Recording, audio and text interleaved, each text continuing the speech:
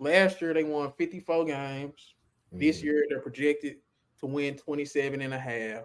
I mean 47 and a half. How we feeling about Philadelphia this year? I got them right there in that somewhere in that ballpark. I got them as a Mhm. play-in team this year. I was gonna Mm. get to that too.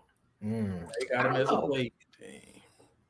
I don't know. I still think the Sixers are going to be pretty good. I mean, East bottom wise is not great, so they'll feast on the bottom tier teams. And then I still think one they have the size, they added some talent, they added some scoring in Kelly Oubre.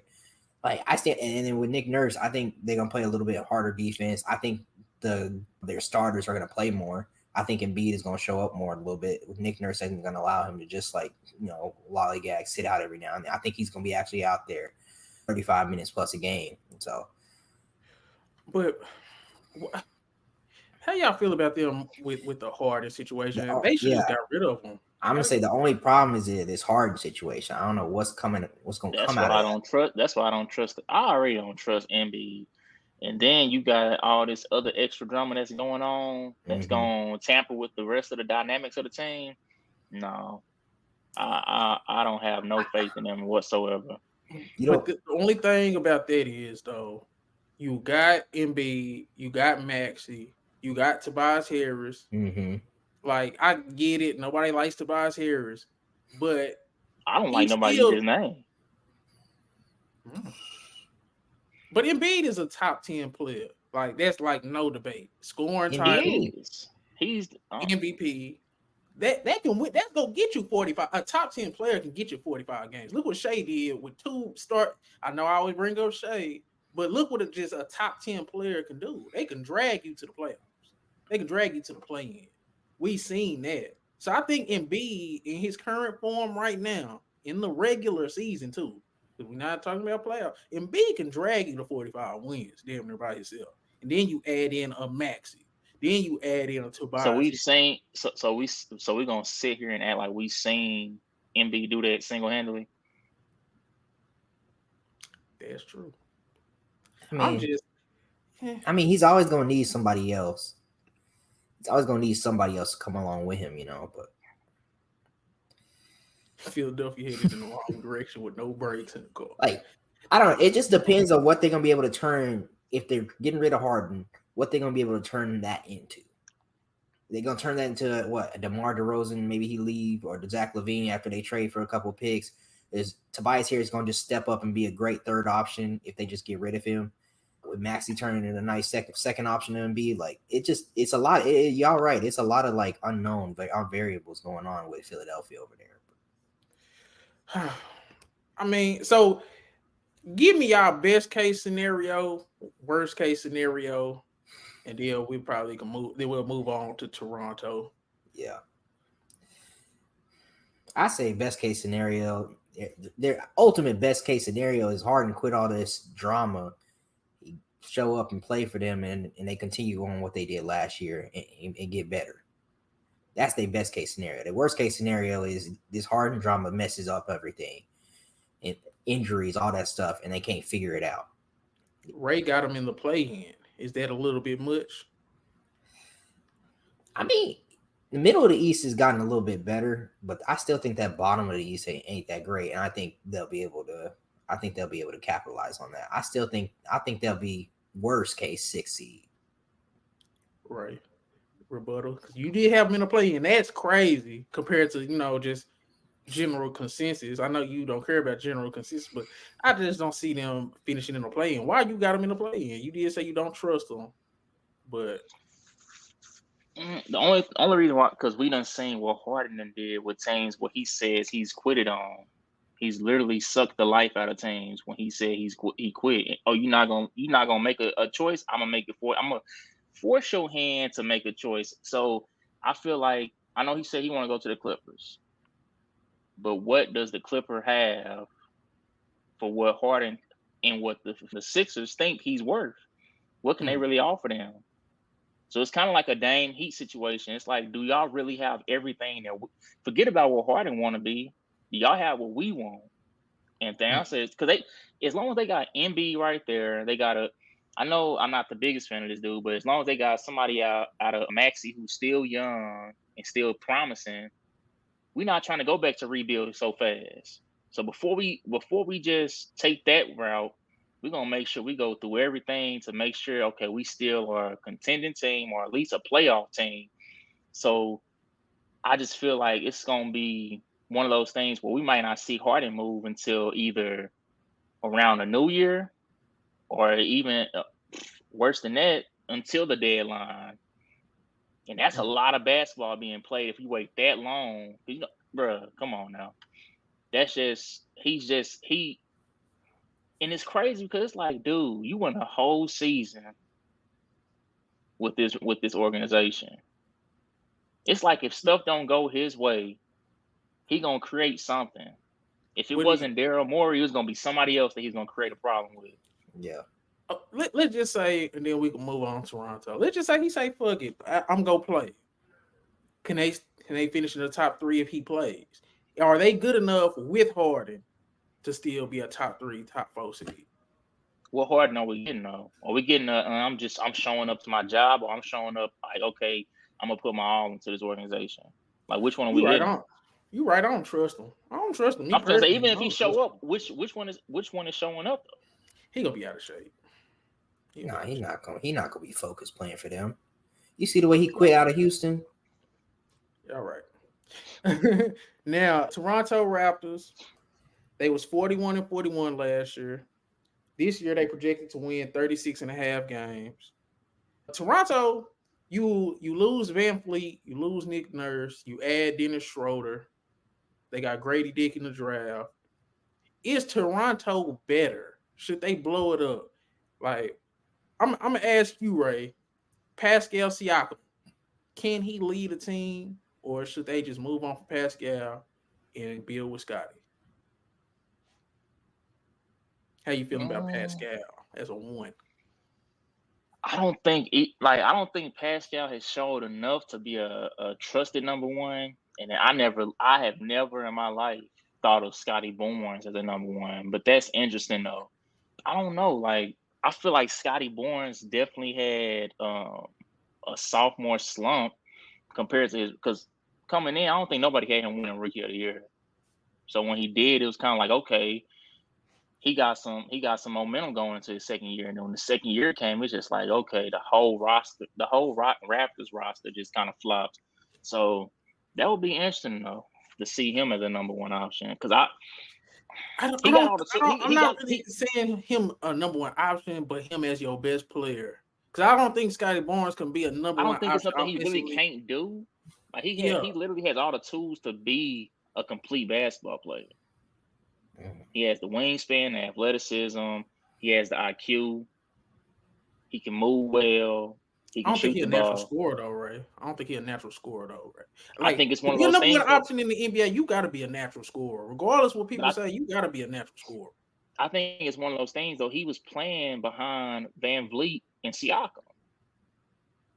And when you're a young guy and you're the third option, how many third options do you know that's young, his age, that's really just out there getting real buckets like that? The only young guys that's getting real buckets, they the first or second option. When you the third option, it's kind of like, okay, yeah, you know, you just kind of like, okay, when we don't feel like getting the bucket, we'll give you the ball. Kind of like, what's his name, MPJ. MPJ don't be out there just going crazy. And if he do, it's probably 1 or 2 games out of the blue. Like, it ain't just like he just keep getting those looks all the time. Like, he got to get what he can get. But when it's time for you to get it, we need you to get it though. And I feel like that's what Scotty Barnes does. Scotty Barnes does take a little bit of advantage of the stuff he do get, but it's not consistent. So if you do see him get like, okay, now I'm a number 2 option, I feel like if he do get more touches and more shots, I feel like he can put up more. I'm not saying he gonna go out there and be a top 5 scorer in the league and nothing like that, but I just feel like he can at least give you 20. It's gonna be a struggle 20. Look, Chris, how you feeling about the Raptors? I'm low-key a little down on the Raptors. Just not because I just don't feel like they have enough just to compete with the bigger teams and the better teams out in the East. Like, You think about it, they'll probably be a borderline play-in team. In my opinion, that's where they stack up. I like some of the pieces they have. I like Pascal. I like Scotty Barnes. I like OG. But like, I don't feel like that's enough compared to the rest of the league and what they got. I don't see them. I don't see them contending or even being like a solid competitor. So it's gonna take a rebuild. They got Dennis Schroeder as their point guard now. Is he an upgrade from Van Vliet? Or about the same? I couldn't tell you honestly. So the only thing I say about the Raptors is because you looking at who, because they're a borderline playing team. We probably can all agree on that. But then you look at who else borderline playing teams. You got Orlando. Pascal's still better than Franz and Paolo right now. Pascal is still better than Tyrese Halliburton right now. The Indiana Pacers are borderline. He's better than Mikal Bridges right now. The Nets are borderline playing team, that area. Y'all has who had them? We'll get to the Nets later, but yeah. I think the Raptors, because I still think Pascal Siakam is an all NBA player, y'all. Scotty Barnes really might take a lead. The Raptors play real good in the preseason. I know nobody cares about preseason, but the Raptors had a really good preseason. OG Anunoby looks like he's kind of like not whining as much, or he's not having a bad attitude as much because they seem like they don't want to trade him. And I think he probably comfortable in Toronto. So you got Pascal Siakam, OG Anunoby, and you got Scotty Barnes. And then you look at the borderline playing teams, those three, yeah, that's not bad. Then you got Gary Trent, you got total Jakob Pertl. Like the team ain't bad. It's just their best players have to, Yeah.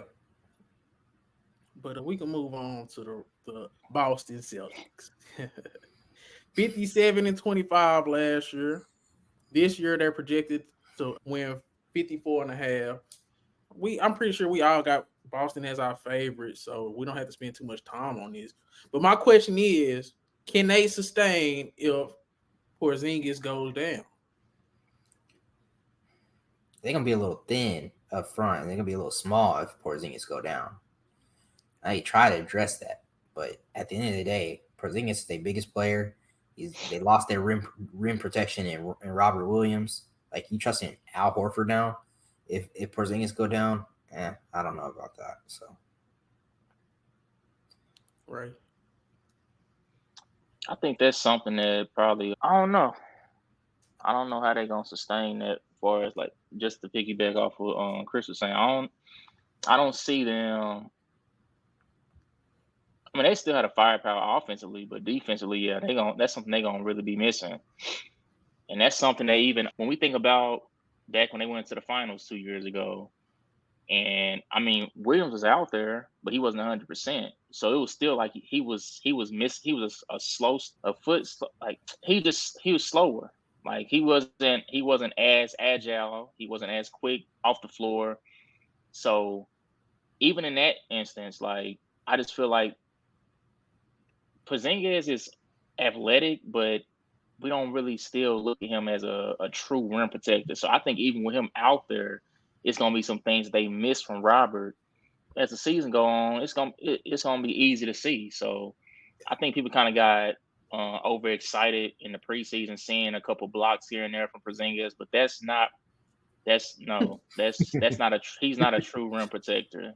Let me name y'all they 7-footers. They got Kristaps Porzingis at 7'2", Luke Kornet at 7'1", and Nehemiah Skater at 7 feet. Those are they 7-footers. I don't know if I like that, to be honest. Luke Kornet, Nehemiah Skater? I didn't know he was still in the league, but who? Kornet. But my thing is, I think they too good, bro. Even if they have to go they go run motherfuckers out the building, bro. Yeah, I mean, then they 4 best players are two-way players. They 5 best players are two. Kristaps Porzingis can play some defense. Like, especially now that he's in a winning situation. We've never seen him in a winning situation where he actually carried because he didn't lose. And that was the only winning situation he was ever in. So I think defensively, Kristaps Porzingis is a little bit underrated at this point. He's 7'2", and he can move a little bit. He can get you about 2 blocks a game. He has no choice. And he's about 240 now. Yeah, no choice but to play defense. Yeah. And it's gonna be a little bit easier to play defense when you got 4 good perimeter defenders in front of you. Didn't they have that So last year? Porzingis didn't. No, I'm saying then Boston had it last year.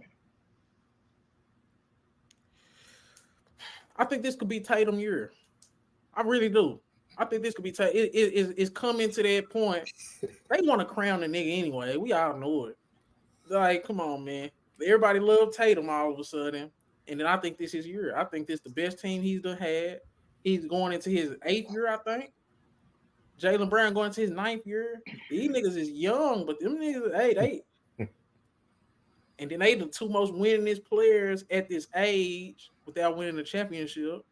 So, man, I can't see nobody.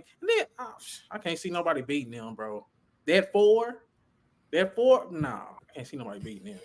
Unless Giannis just beat, top 30 player all time mode. I think we always get blinded by how good Boston is in the season, but we always seem to ignore what they do in the postseason. That's true. Don't get me wrong; they've been in the Eastern Conference Finals or the Finals the last couple of years, so I understand. But what I mean by that is, it's always at least one team that exposed their hand. Last year was the Heat. The year before that, it was the Warriors. So I mean, what? I feel you on that, right? But this is different because they never had a post guy that can get you 20 to 25 points on any given night. They literally. Our biggest thing last year in the last couple of years has been what? Man, them niggas play the same style of basketball, basically. So what happens when they go against a team that has a legit post defender and then he's almost either only needed on one side of the ball? Who can't Porzingis give buckets to? If Porzingis right. I still say Bucks have somebody that can cancel him out. Bam could guard him too. I mean, he a little bit undersized. I was just gonna say, man, Bam could guard him, but man, he could shoot over him, man. Or like, this the only other person I would say is Philly, but as a team, they not gonna be able to. No, but just individually, yeah, I think MB could guard him, but they gonna get worked. They don't just have from nothing the team. for them. That's what I was gonna say for the wings. So, hey man, but yeah, we can. Brooklyn Nets. Okay, last year fake record 45 and 37. Oh my gosh. This year they're projected to win 37 and a half games. Y'all are way higher on Brooklyn than I am. When I really sat and did the math, I had them missing the play-in. I know that sounds crazy, but I just went with my gut. So, which one of y'all had them finish 6th? I did. Yeah, you go first. How the hell is they gonna be a top 6 seed, bro? I think people sleeping hit for it. That's like I said, people. I think preseason is getting more popular. Like you remember back when what year? You remember when Warriors kind of first started getting good and people start watching preseason more and more a little bit. Mm-hmm. I think that's what we're getting back to now. So people starting to watch preseason and their judgment is gonna be a little off because they're getting fooled. It's kind of like when you watch football. They say it all the time. It's vanilla. They not showing you nothing really. They're not going through no real sets. They going out there really just do a little pick and roll, do some backdoor cuts here and there. They're not really doing anything. They're not actually playing how they're going to play during the actual season. So people are being fooled. Like, man, why he out here shooting bad? Why? They're not running anything. They're just playing playground basketball out there. Notice a lot of them done set most of the preseason. So when they finally, they probably ain't. Some of them, once the preseason started, they probably ain't picked up a ball in a minute. As far as like actually going out there running real like full court. So of course they're gonna be a little bit rusty. And people talking, Mikal Bridges shot. You was one of them. He out there struggling. But right, these are most people struggling. Most people struggling in the preseason. That's just what it is. Especially if you only gonna play 2 games. But this is my thing. You got them over the Atlanta Hawks. You got them over the 76ers, the Orlando Magic, Chicago Bulls, Indiana Pacers. I could argue all those teams have better players than Mikal Bridges. You can say they better, but what does better players mean about when it comes to a team aspect? And I can say the teams are better. You trust the Hawks? You trust the Pacers. Yeah, come on. Well, I can say they better than Pacers. I like know you say- individuals on the Pacers, but as a team, no. Is Mikal Bridges better than Tyrese Halliburton? Once again, you're going to who's a better individual. Because at the end of the segment, hey, this ain't football. Your best player will determine the series. We're not gonna do that. If it was a play-in game, and your best player is man. Halliburton has to get to the playoffs first. Yeah, man. Halliburton is not taking over a game and winning. I wouldn't see. I like Halliburton, but I like him too. I'm not about to speak so highly on somebody who has yet to see a playoff game. Mikal Bridges has not missed a playoff since he's been in the league. And you sitting here talking about somebody who ain't even touched the playoffs yet, not even a play-in. I know you keep on talking about this fake record and everything. At the end of the day, they added to what they did last year as well, and they're only going to get better. They're going to have more time. They're going to have more time. They're going to have a whole regular season to gel, build that chemistry, and play how they actually want to play. They had half a season thrown together at the end of the trade deadline to figure out what they was going to do. Now they ready. They here. They added Dennis Smith Jr., a solid defender as well. They got Ben Simmons. You watch preseason now. You watch preseason. How you been looking? All right. Why you look like that, DJ? Because that way threw out Dennis Smith Jr. Bro, I like him. He been playing better. He rebuilt his stock with the Hornets. Now he ready to go. He on a team that he can contribute and do something with. So yeah, play good basketball since NC State. Lonnie But this my thing. Who can score? Yeah, he was alright. Who do you really trust to score on the Brooklyn Nets? I think Bridges is about to surprise a lot of people this year. Okay, but Bridges and who else? This starting lineup, it's gonna be like Ben Simmons. You got Cam over there. You got Thomas. ESJ is washed. But is he gonna be able to really play meaningful minutes? Because I don't think that coach liked him because he can't play no damn defense. And I do understand, like, if I don't know. If Cam Thomas, he one of them dudes, if he ain't hitting, you gotta come sit by me. And he seemed like he gonna have a lot of them games where he's not gonna be hitting. And he can't really pass that well. He can't really score off the ball that well. And he can't defend or rebound. He's kind of a one-dimensional player at this point. I mean, hopefully he progresses. I mean, how much have we really seen of Cam Thomas to really just analyze what he can and can't do? The only times we've seen him is when they was like, man, we about to rebuild. I know they had that trade. And they was like, okay, come back and take a seat. But he didn't play in the playoffs. Like, I think that's a bad line. You didn't think that was bad coaching? I think that was bad coaching. I do think it was bad coaching because you want to throw him out there and see what he can do. But the fact that you ain't got no trust, and this is a ragtag team just randomly put together. Cam Thomas been there the whole time. The fact that Jacques Vaughn was like, yeah, I don't know if I want to throw him out there. Y'all don't look at that as a red flag. They're just strictly, Jacques Vaughn just an idiot. Even though he wasn't the superstars on the team saying that Cam Thomas been a bucket? I could have sworn I remember KD vouching for him. I understand you can be. I could also remember the superstars on the team giving up on their coach. So are we really gonna sit here and act like Vaughn is like what he thought was genius or something? Like, I don't think Kevin Durant gave up on Vaughn. I think he just gave up on that whole organization. But this is my thing though. He's just a bucket. Like, yeah, you can't just play a nigga that can't rebound, can't pass, can't score off the ball, and then just be like, oh, but he's a bucket. I don't. Okay, it's a lot of people get buckets. Is we? I don't know.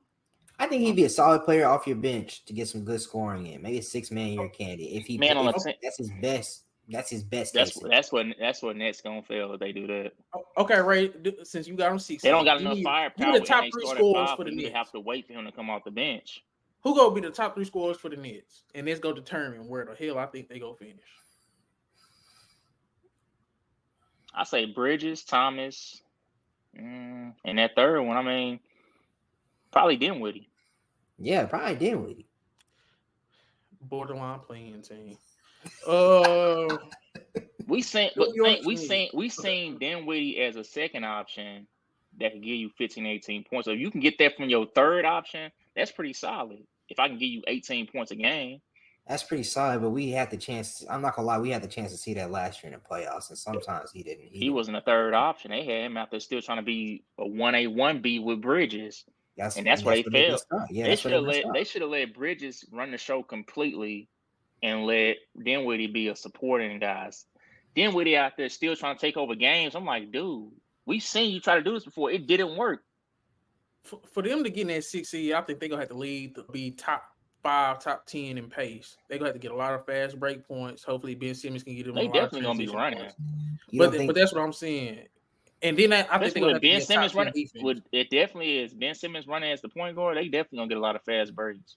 You don't think they got potential defensively too? No, I do. I think that's their Okay. best attribute. But offensively is where I'm nervous, and that's where I'm. They defense gonna turn this offense. Cause they gonna, man. If Nets play this right, they can be a solid team. First week, watch. Mikal Bridges gonna have a 7 for 22 game. Oh I my guarantee it. gosh. He's not a natural scorer. He's learning to score, but I don't think he's a natural scorer. New York Knicks. Last year, 47 and 35. That was the big surprise. They got them picked to win 45 and a half games. They won against Cleveland last year in the playoffs. It was kind of an upset. Yeah. Is Knicks a potential regress team? Could they possibly regress this year, or do y'all see them staying the same or getting better? I think they're gonna benefit because a lot of East teams are kind of gonna be struggling, or it's a lot of new teams that's trying to find their niche, whatever. So I think they're gonna kind of benefit from that. I don't think they're gonna make them better. I just think that's gonna keep them in a comfortable spot in the playoffs. Yeah. I mean, that's a good point, Ray. I mean, I don't think they really added like a whole nother dynamic. Or I think they basically brought back the whole team. They added DiVincenzo, but like, I mean, so if that's a lot to you, great. But I mean, I think they're gonna just have that same team. They're gonna have the chemistry. They know how they play. They're gonna grind it out. They're gonna run through Julius, run through Brunson, and play like that way. So it's like we see Quentin Grimes get better. We see Josh Hart continue to play his role. We see Mitchell Robinson, continue to be a solid big, and they play like they did last year. Julius Randle continue to be a solid scorer. I mean, I think they can be just about where they were last year, and they'll probably have a leg up on the rest of the East as they try to find their way. I also think it depends on RJ. Yeah, RJ. I was just about to RJ's say that. the X factor, bro. You got because you got Brunson who's gonna be that point guard scorer. You got Julius Randle, but we know Julius Randle be up and down. But regular season he's gonna be good. But you still need that wing scorer. RJ Barrett's still 6'7", 6'8", and he's athletic. He can play defense. He got to turn up as a scorer. And what he did, he's a big reason why they beat Cleveland Cavaliers. Julius Randle got hurt. Julius Randle wasn't playing that much in that Cleveland Cavaliers series. RJ Barrett came, and I think he consistently started getting 20 points. So if RJ Barrett can hover around 20 to 22 points on about like 46 or 45 shooting, and just be like 36, hopefully 36 from the three. And I think the Knicks will still be a top 4 seed. They really ain't do too much, like y'all said. They just gotta get better internally, situationally, and things of that nature. Brunson, I don't think Brunson gonna have as good of a year as he did last year. That's a hot take, but I think people kind of go figure out Brunson because I don't think niggas wasn't watching the Mavericks, man. They wasn't really, you know what I'm saying? People didn't think Brunson had it in him. But so you telling me people wasn't watching the Western Conference Finals? No, I'm saying but he became a number one guy in the playoffs. And I just feel like people gonna take him a little bit more serious. I just don't think the league took him as serious until he started killing everybody. When I see him in the regular season, what he was doing, I was like, nah, people paying attention. I think he's going out there half guarding him, getting crossed over. Like, no. You think he gonna have the same type of year or better? I think Brunson is established. You can try to make adjustments, but I think once you establish yourself, ain't nobody gonna stop you. You might have some off games, but that don't mean people figured you out. That just mean you have an off game. So over under 24-6 for Brunson. Because that's what he was. I think it depends on what RJ does. If RJ is if he take off where he left off last in the playoffs, his numbers might drop. Because he ain't gonna need to have to put up over 24. And that's but a good thing. His assists gonna go up though. Yeah. I think that if the other players step up and take a larger role, and Brunson's not having to, take up a larger role scoring wise and everything else like that, then yeah, the Knicks can be really good. But if Brunson continue to have to carry the load for this team and be like the 1A 2 option, then I don't know. What's the highest seed y'all think they can get before we move on? I think if everything goes right, they could steal that top 3 seed. I was gonna say that, yeah. But 3 though. I was gonna say everything perfect 3 seed. Okay. I'd say somewhere between that 3 and 4.